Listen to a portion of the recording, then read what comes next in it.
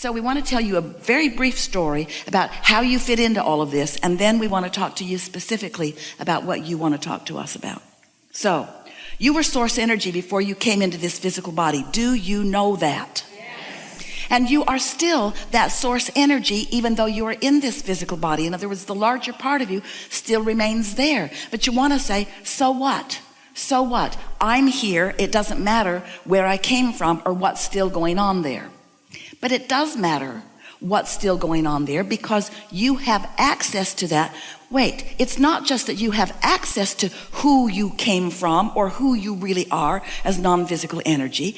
It's that you cannot separate yourself from who you are. That's why it matters that you know that there is another part of you that is actively involved with you. If you had just been set forth and cut loose, you could think any thought you want to think in this world about anything, and you would never feel negative emotion because there would be no vibrational comparison between what your inner being knows about that and what you think you know about it right here and now. You could watch television, you could pick some object of attention, you could focus your hate and disdain upon someone or something, and you would feel joyful in the hatred that you're offering if your inner being were not loving the same person you're hating. Esther said to us, Abraham, you clearly need more information. If you knew what I knew, you wouldn't be all bright and shiny about that. But Esther is wrong about that because we know everything that there is to know about everything, and we still maintain our attention of love and upliftment. And if she chooses otherwise, then she suffers the discord of offering a vibrational frequency that is resistant enough to the stream that we've got flowing to her that she feels discomfort in that process. That is a guidance system really worth talking about, you see. So you were source energy, you came into this physical body, and here you are doing exactly what you intended to do. You're sifting and sorting and coming to new conclusions about what's important. And as you come to those conclusions, they're emanating from you. Your inner being receives the advantage of the growth experience that you have provided. And your inner being becomes the more that you are asking for. A sort of continual amendment to who you are as you eternally continue to evolve as consciousness.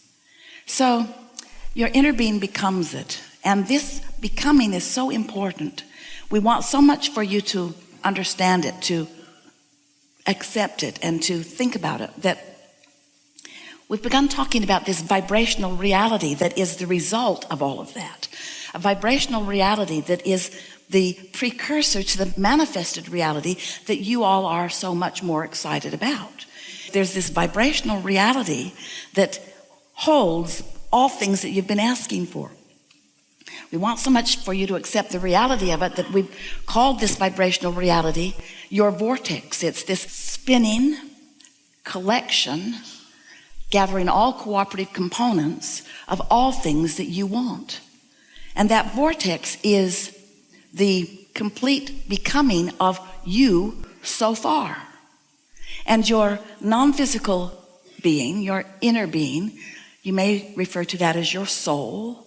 Sometimes people call it source, stands in that new expanded joyful state, emitting signals to you all day, every day, so that you, in your present form, in this now moment, can thoughtfully, in other words, with thought, join that consciousness in that awareness. And when you do, you feel elation, you feel powerful, you feel invincible, you feel balanced, you feel sure-footed, you feel exhilarated, you feel love, you feel appreciation, you feel all of those wonderful, invigorating feelings that you remember feeling consistently when you were younger, that as time goes by and you focus on more things that your inner being doesn't focus on, you form a sort of separation, and then you begin to sort of cope with this less than wonderful feeling that is really more natural to you.